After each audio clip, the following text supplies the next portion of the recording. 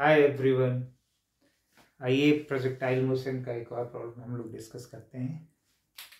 The problem is a particle of mass m has velocities v1 is equal to 3 meter per second and v2 is equal to 4 meter per second at 2 points during its flight in the uniform gravitational field of the earth. If these two velocities are perpendicular to each other, then find the minimum kinetic energy of the particle during its flight.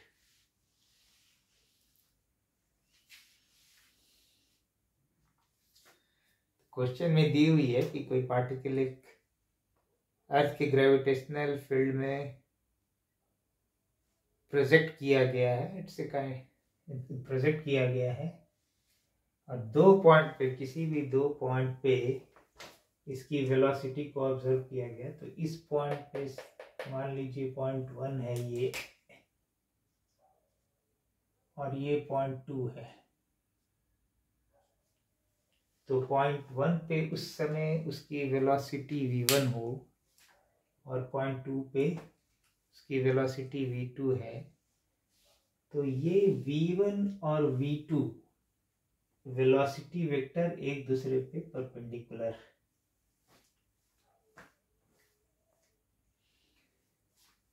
तो पूछ रहा है कि उस particle की minimum kinetic energy क्या होगी। तो काइनेटिक एनर्जी बाय फॉर्मूला आप जानते हैं, half mass of the particle into v square, right. तो काइनेटिक एनर्जी मिनिमम के लिए आपको क्या होना चाहिए, m तो आपका कांस्टेंट है, v मिनिमम मुझे निकालनी पड़ेगी।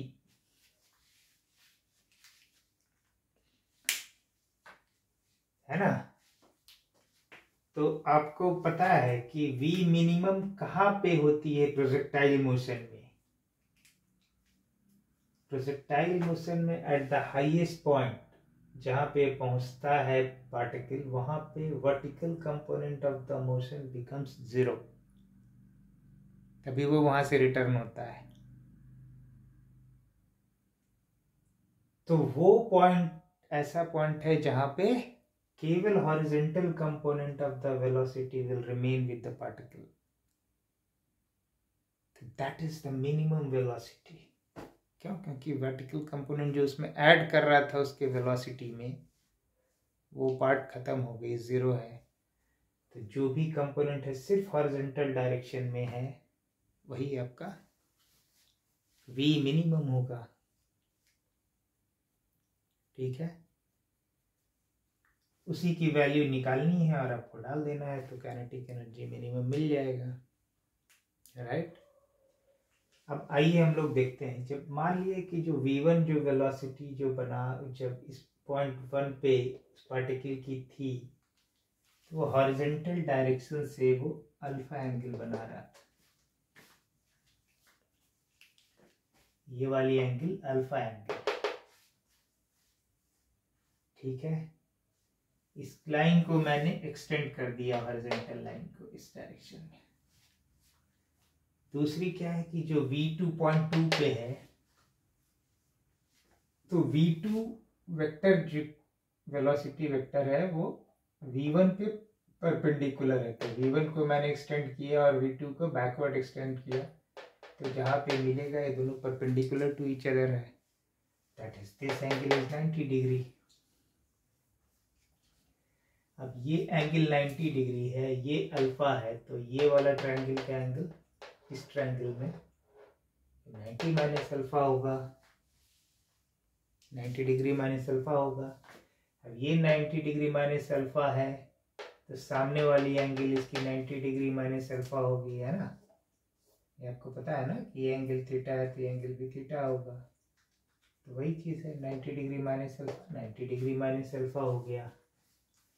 अब ये 90 डिग्री माइनस अल्फा है, तो ये वाली एंगल 90 माइनस अल्फा होगी। है ना, सेम पैरेलल लाइन इस राइट, ये वाली एंगल इस एंगल के बराबर होती है, तो अगर ये इतना है तो ये इतना होगा, है ना। तो इसी वजह से ये 90 माइनस अल्फा है तो ये 90 माइनस अल्फा होगा, तो इसको ऐसे ही।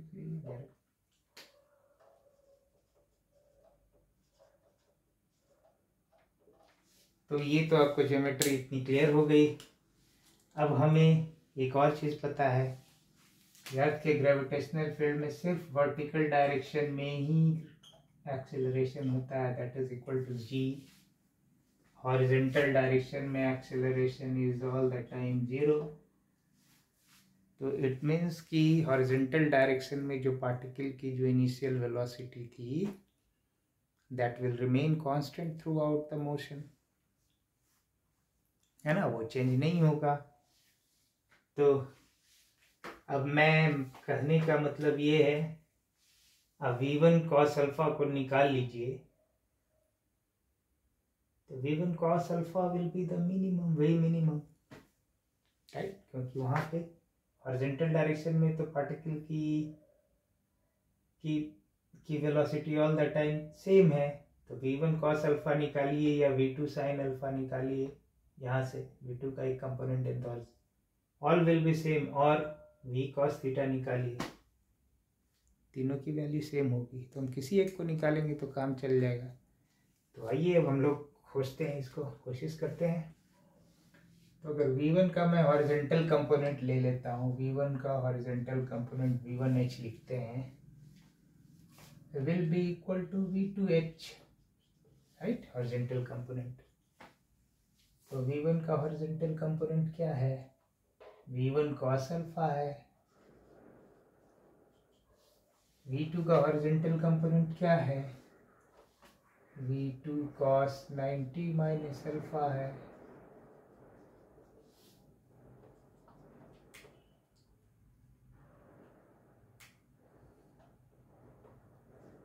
तो tan अल्फा क्या हो गया, ये साइन हो गई, किधर आ जाएगा, तो ये v1 बाई v2 हो जाएगी। v1 आपको 3 दिया हुआ है, ये 4 दिया हुआ है ना।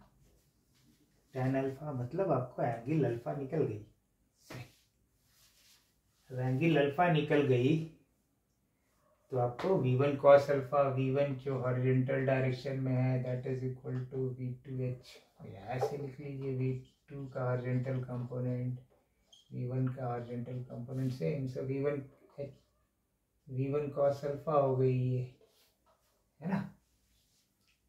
तो v1 आपको दी हुई है 3, cos अल्फा क्या होगा, इससे निकालिए, d ये है 4 हो गया, 3 का स्क्वायर डी बाई एच होता है ना, बेस बाई हाइपोटेन्यूज होता है, तो बेस ये है, बेस हाइपोटेन्यूज के लिए 4 स्क्वायर प्लस 3 स्क्वायर 25 हो गया, 25 का स्क्वायर रूट हो गया तो 5 हो गई, है ना। तो ये आपको हो गई 12/5 आपका v1 cos अल्फा हो गया।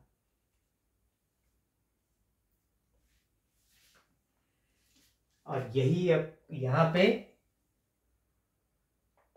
सिर्फ हॉरिजॉन्टल वेलोसिटी है, वर्टिकल कंपोनेंट 0 है मैक्सिमम हाइट पे, तो that is your v minimum हो जाएगा पार्टिकल का v मिनिमम वही हो जाएगा, तो this is equal to your v minimum as explained earlier. तो काइनेटिक एनर्जी मिनिमम जब आप लिखेंगे क्या हो जाएगा, half into m into V minimum का स्क्वायर, v मिनिमम का स्क्वायर कर दीजिए, 12 इंटू 12/25 है, हो गया, है ना, 5 इंटू 5, तो 72/25 m। जिस वे में भी आंसर दिया रहेगा उसके हिसाब से आप उसको सेलेक्ट कर लीजिएगा।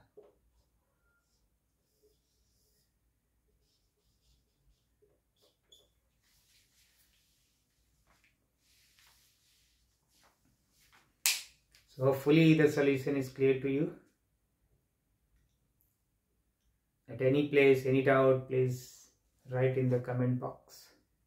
Your feedback is important to know that you are understanding properly. अगर आपका फीडबैक नहीं आएगा, आपकी डाउट रह जाएगी, तो फ़ायदा नहीं होगा। तो आप अपने डाउट को, चाहे वो छोटा ही डाउट क्यों ना हो, आप ज़रूर कमेंट बॉक्स में लिखेंगे। I will come back to you. ठीक है ना? Thank you.